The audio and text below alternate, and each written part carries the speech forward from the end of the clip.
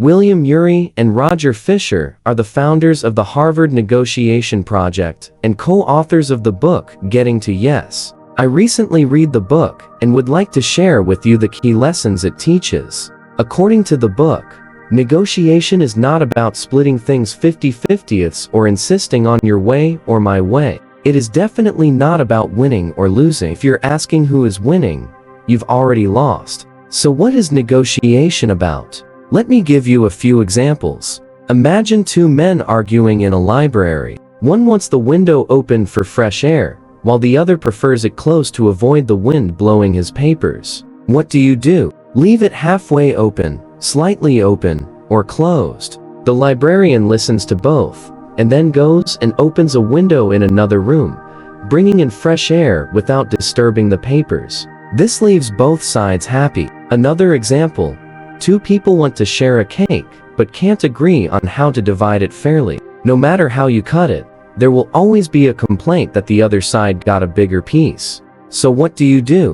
Ask one person to cut the cake and the other to choose first. Since the person cutting knows the other side picks first, they will divide it evenly to avoid getting a smaller piece. One last example. Two kids argue over an orange. The parent cuts the orange in half and gives each kid half. One kid eats the fruit and throws away the peel, while the other uses the peel to bake a cake and throws the fruit away. If the parent had asked why they wanted the orange, both kids could have gotten 100% of what they wanted, rather than only 50%. As you can see from these examples, negotiation is about finding a solution that leaves both sides satisfied without harming the relationship. So, how do you do it? How do you find those wise and practical solutions like the ones we just saw? Here is a 4-step framework that will make you an effective negotiator. Step 1.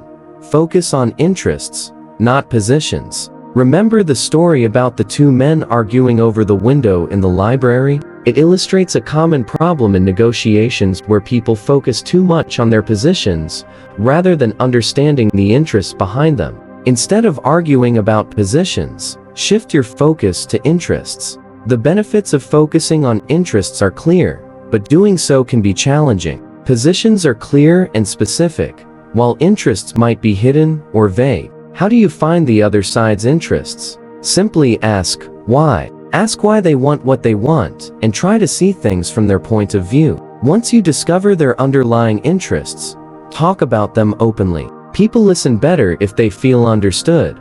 They think those who understand them are smart and kind. If you want them to listen to your interests, start by showing you care and understand theirs. Of course, you need to communicate your interests as well. The other side might not know them. Turn your interests into real options by asking yourself, if they agree with me tomorrow, what do I want them to do? Step 2. Use fair standards. No matter how well you understand what the other side wants, conflicts will always arise. You want lower rent, but your landlord wants it higher. Instead of arguing back and forth, use objective criteria to decide. Recall the cake example. When two men couldn't share a cake, having one man divide it and the other choose first is based on a fair standard. Objective criteria are unbiased rules that don't depend on personal opinions. Examples of this can be market prices, legal requirements, expert opinions, or fair standards that you both agree on.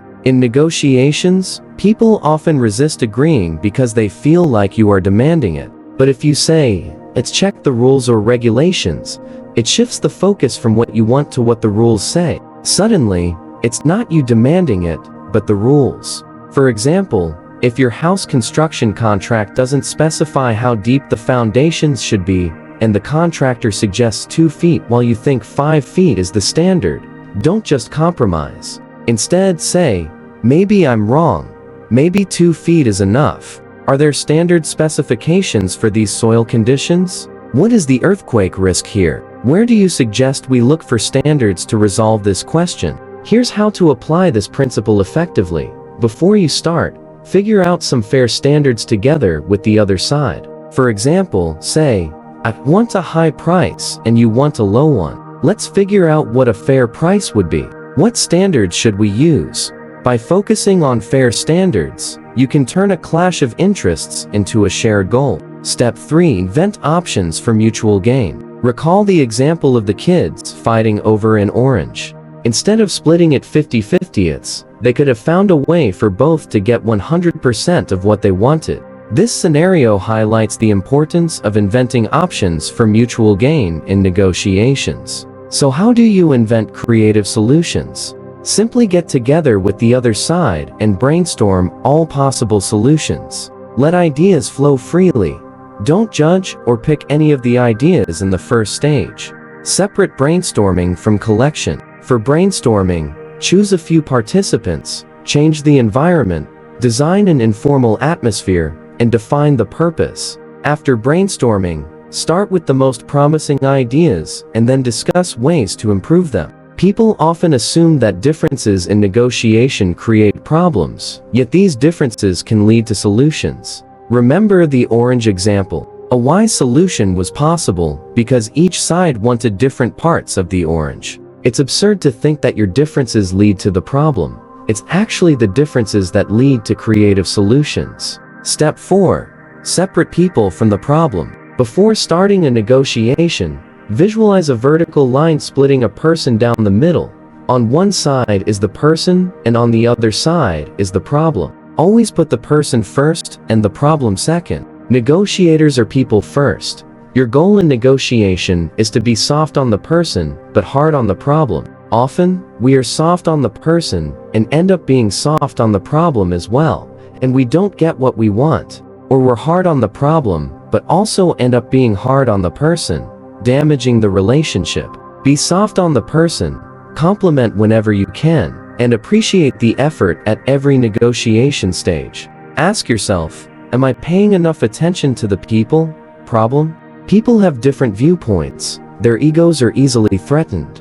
They see the world from their perspective, often confusing their perceptions with reality. They frequently misinterpret your words and fail to communicate their true intentions. Remember, you must deal not only with their problems, but also with your own. Your anger and frustration can block agreement as well. Your perceptions may be one-sided, and you might not be listening or communicating effectively. One of the best ways to prevent people problems is by building a relationship with the other side before the negotiation starts. Negotiating with someone you know is easier than with a stranger, so arrive early to chat and stay a bit afterward. Get to know their likes and dislikes. These informal interactions make future negotiations much easier. Multiple studies show that simply getting to know the other side increases the success rate by 25 to 30%. Now, you might say that all these 4 steps sound fair and nice, but what if the other side isn't playing by fair rules?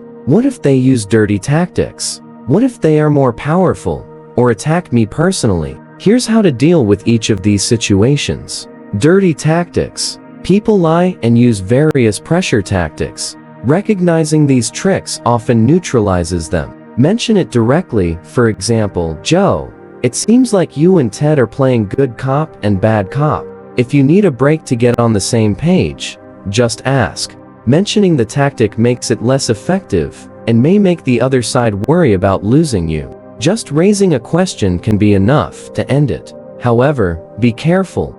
Avoid personal attacks and focus on the problem, not the person. Instead of saying, "You put me facing the sun deliberately," say, "The sun in my eyes is distracting. Can we adjust the schedule and meet later? I can't concentrate like this." If they are more powerful, if the other side has more power, don't turn the negotiation into a gunfight. The best thing you can do is to develop your best alternative to a negotiated agreement. Think about how you would feel walking into a job interview with no other offers. Contrast that with how you would feel walking into an interview with 2 other job offers.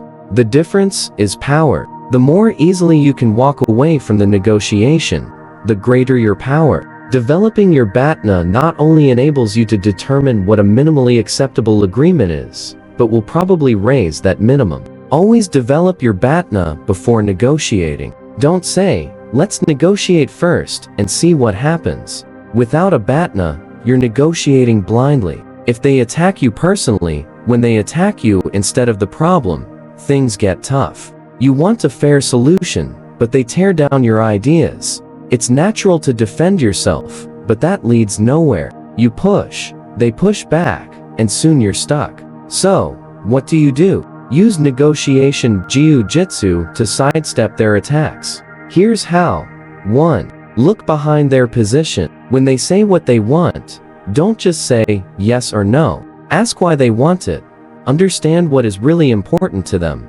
2. If they keep rejecting anything you say, ask for their advice. If you were me, what would you do? They will put themselves in your shoes and give you suggestions. 3. Invite criticism. Instead of defending your ideas, ask what's wrong with them. This will help you understand their interests. I'd like to conclude this video with a great story that explains what negotiation really is. In 1964, an American father and his 12-year-old son were playing frisbee in Hyde Park, London. Few people in England had seen a frisbee before, so a small crowd gathered to watch.